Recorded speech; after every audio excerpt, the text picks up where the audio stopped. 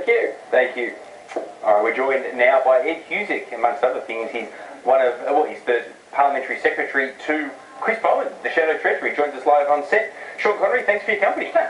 You're all welcome. How'd I go with that? Are you just following Chris Bowen's advice on everything, from facial hair through to economics? Yes, we are all drones.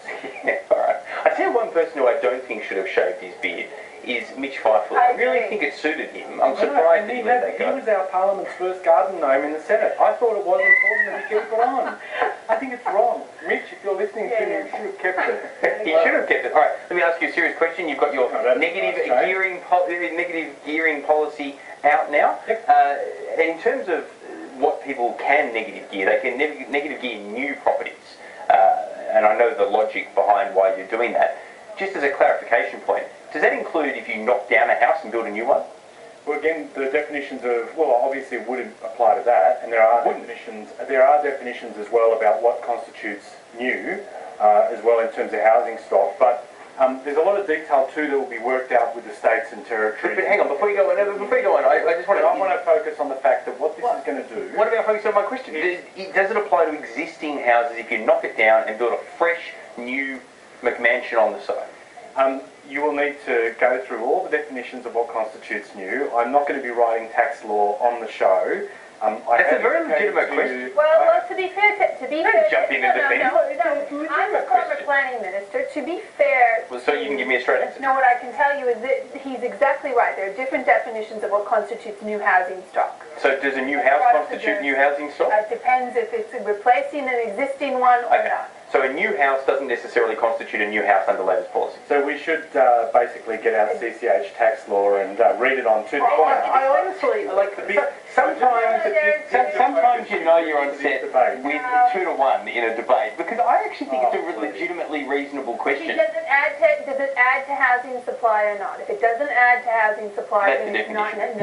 Okay, let's move on. Okay, well, hang on. What if there is... Let the man finish his sentence. What if you subdivide? Do you know the last time we had... And you build a new house on one of them? If you subdivide, you are adding to housing. So therefore that would count.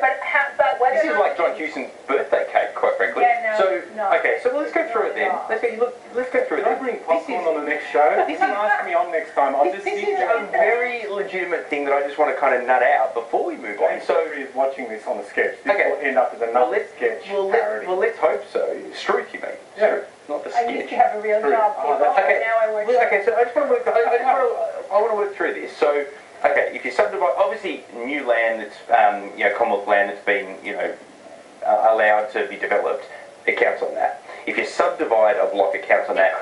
It could. Yeah. Okay, it may. If you knock down an existing house, it doesn't then count. What if the house is condemned? Does it count then? Because you have to knock it down.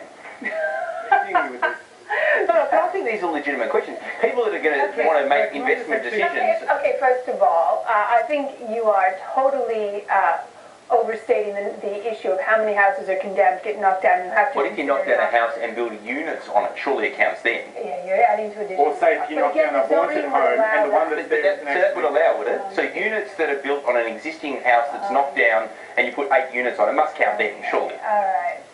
Julie Bishop is speaking. Okay. Well, our director is in our ear. Why are we going to this? Bishop is speaking. The competing territorial claims and